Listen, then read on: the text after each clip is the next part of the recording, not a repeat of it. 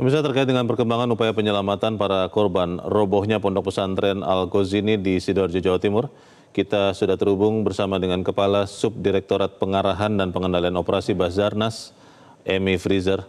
Pak Frizer, selamat sore. Selamat sore, Pak. Ya, Pak Frizer, hari ini tadi kita mendengar kabar ada 2 korban yang bisa diselamatkan. Satu dalam kondisi hidup, satu mungkin masih harus diperiksa lagi keadaannya. Seperti apa Pak hari ini operasi penyelamatan itu berlangsung, Pak Frizer? Baik, terima kasih. Mungkin kami memberikan keterangan terkait dengan proses evakuasi setiap korban yang terjebak di sektor A1. Memang di sektor A1 ada 71 dan bisa kami intervensi secara langsung. Itu ada 2 korban dengan status awal pada saat akhir penemuan pertama kami adalah status hitam dan status merah. Status hitam karena memang posisi penemuan korban dalam posisi duduk dan punggung tertunduk langsung dengan lantai kaki. Yang posisinya jarak antara lantai dengan dinding lantai atas dan lantai bawah itu kurang lebih jarak interval sekitar kurang dari 20 cm. Kemudian posisi berdua berapit dengan yang merah dan yang warna hitam. Sementara alur akses untuk mengeluarkan status merah ini harus melalui status hitam dasar. Kemudian kami mengupayakan pengangkatan beban yang mengunci runtuhan dengan menggunakan lifting jack yang kekuatannya 30 kg.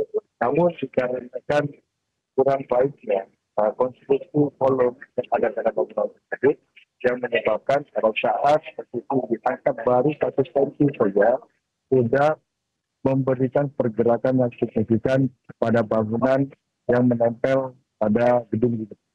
Sehingga segera untuk tindakan keselamatan kami putuskan untuk tidak menggunakan pengangkatan beban. Dan resikonya adalah ruang untuk tempat kami melakukan proses evakuasi mau tidak mau harus kami. Dan dari kesepakatan tim engineer dan juga tim teknisi, akhirnya kita putuskan untuk membuat tunnel yang ada di lantai bawah. Dengan membuat tunnel ataupun terowongan di bawah, kita terpaksa menembus lantai dasar dengan menggunakan peralatan yang tidak menimbulkan getaran, yaitu dengan menggunakan spreader, yaitu alat potong beban yang menggunakan hintitan, bukan menggunakan cutting ataupun dengan menggunakan breaking. Alhamdulillah, posisi lantai bisa diakses walaupun membutuhkan waktu yang cukup lama karena tim bergerak dengan posisi teruntuk dengan interval jarak antara beban atas dan beban bawah di sekitaran 20 cm. Pak Leo bisa bayangkan kita bekerja dengan ruangan yang tingginya hanya 20 cm. Kemudian pola pelaksanaan evakuasi kami atur shift per 2 jam karena harus bekerja di bawah kondisi yang ekstrim. Tim akan melaksanakan proses dengan menahan pada posisi kepala di tulang leher. Sehingga ini memberikan kelelahan yang amat sangat dan waktu kerja yang tidak optimal. Sehingga dengan jumlah total tenaga pendukung operasi gabungan 379 orang ini kita optimalkan dalam tim-tim kecil untuk shifting dalam waktu 2 jam dan alhamdulillah. Tadi setelah dilakukan proses pembuatan tunnel kurang lebih dengan jarak 7 meter dari akses point menuju ke lokasi dari 2 target yang akan kita evakuasi, maka kita berhasil mengeluarkan korban yang ke-12.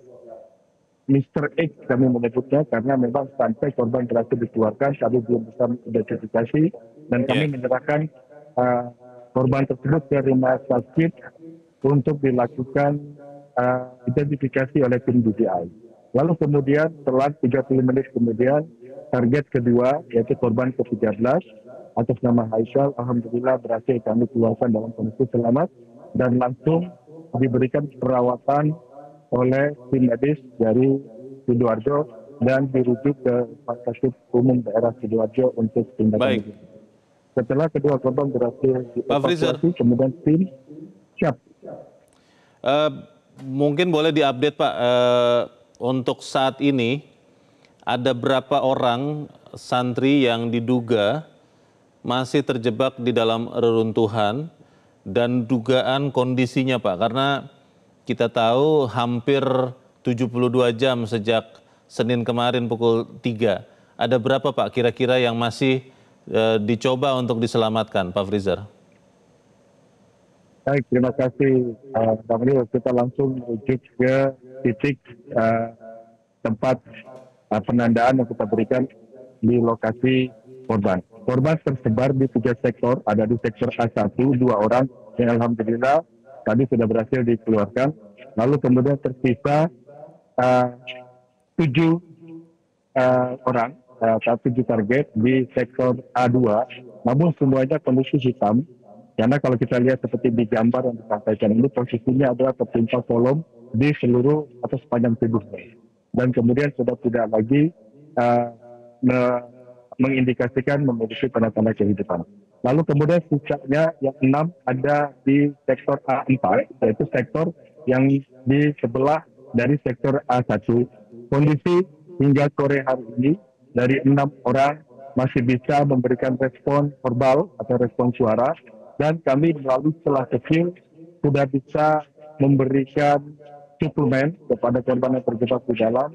Dari 6 orang, 4 orang sudah mendapatkan suplemen dalam bentuk oral. Ini kita berikan cairan infus dan juga air minum, dan pagi tadi kami distribusikan melalui celah kecil untuk roti, dan alhamdulillah mereka masih bisa menjangkau dari posisi di mana kami meletakkan makanan tersebut.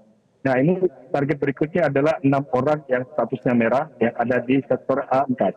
Insya Allah akan segera kita tindak lanjuti dari tunnel yang kita buat di A1, langsung kita alihkan ke A2 melalui entry point yang ada di A1 yang berdekatan dengan A4. Demikian Mbak Leo.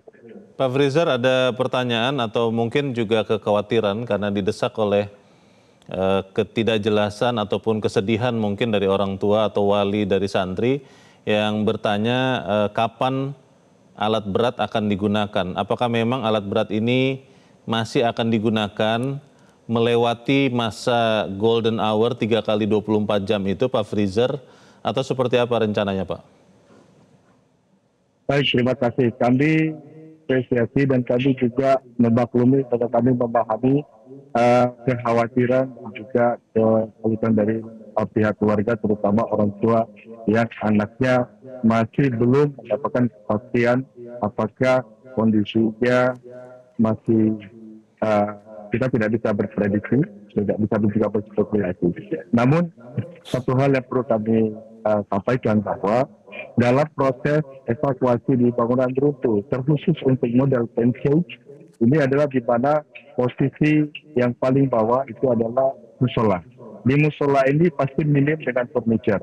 Dari furniture ini yang nanti apabila ada runtuhan, maka kesulitan untuk membentuk void space ataupun ruang celah di mana korban bisa tersektorisasi atau terkumpul. Dan kami akan tetap gunakan selama korban responsif, kami upayakan pendekatan secara manual ataupun secara kehati-hatian tinggi dengan belum melibatkan eskavator ataupun alat berat. Sebagai gambaran kemarin ada 2 personil yang naik ke atas dan lalu kemudian supaya menggeser puing. Dampaknya adalah secara signifikan gedung bagian depan merasakan getaran yang hebat seolah-olah gempa datang. Dan juga akhirnya itu kita stop. Sekarang bayangkan bagaimana kalau eskavator yang bermain di sana. Kami mengkhawatirkan korban yang masih terindikasi responsif menjadi unresponsif. Karena kita tidak bisa mengendalikan pola runtuhan akibat pergerakan ataupun vibrasi yang dihasilkan oleh aktivitas alat berat tersebut. Siap. Pak Freezer, kita memahami betul usaha keras yang dilakukan oleh Pak Freezer dan teman-teman penyelamat di sana. Ini pertanyaan terakhir saya Pak Freezer, apakah memang ada posko atau ada update secara berkala kondisi terkini usaha penyelamatan ini Pak? Atau mungkin ada posko atau mungkin ada telepon yang bisa ditelepon? Karena wali santri banyak yang bertanya update perkembangan situasi ini Pak? Ada informasi terkait dengan information center ini tidak Pak Freezer? Baik, terima kasih. Kami di posko juga 1 kali 24 jam menerima keluhan ataupun juga pertanyaan ataupun juga konfirmasi dari pihak keluarga. Secara verbal kami sampaikan secara tidak ada hal yang kami tutup-tutupi. Apapun yang kami lakukan kami sudah sampaikan. Memang kami tidak membuka ruang waktu khusus untuk kita update secara berkala, namun dalam proses evakuasi ini kita menggunakan tidak ada waktu jeda kita untuk istirahat. Artinya Baik. 1 kali 24 jam kita melakukan proses evakuasi. Nah, selama proses evakuasi berlangsung, ini kami juga mengedepankan pendekatan secara persuasif kepada pihak keluarga. Kami juga mohon untuk bisa diberikan keleluasan. Kami tidak mengharapkan adanya kondisi-kondisi yang dapat membuat situasi menjadi tidak dapat terkendali. Sebagai contoh, apabila kita berkerumun di void space ataupun di entry point, maka asupan oksigen yang masuk ke dalam pasti akan sangat berkurang dan temperatur panas tubuh itu akan terakumulasi menyebabkan kelembapan tinggi di dalam. Dan ini dapat memperparah kondisi korban yang ada. Sehingga kami mohon maaf apabila kami tegas dalam hal perimeter. Satu, untuk menjaga keselamatan bila sewaktu-waktu terjadi secondary collapse, baik itu karena kegempaan, karena kegempaan semalam itu menyebabkan di posisi A1 yang tadinya intervalnya 20 cm berkurang menjadi 15 cm karena ada pergerakan. Dan itu sangat menyulitkan tim yang ada di sana. Kami mohon pengertiannya dan juga bersama-sama kami menghimbau semoga upaya ini diberikan kemudahan. Kami tidak bisa intervensi langsung dengan menggunakan alat berat karena memang konturnya yang sangat tidak stabil. Terima kasih untuk informasi yang sangat lengkap dan kami berterima kasih juga untuk usaha Pak Freezer dan kawan-kawan. Selamat kembali bertugas. Kepala Subdirektorat Pengarahan dan Pengendalian Operasi Basarnas, Emi Freezer. Terima kasih Pak Freezer, selamat sore.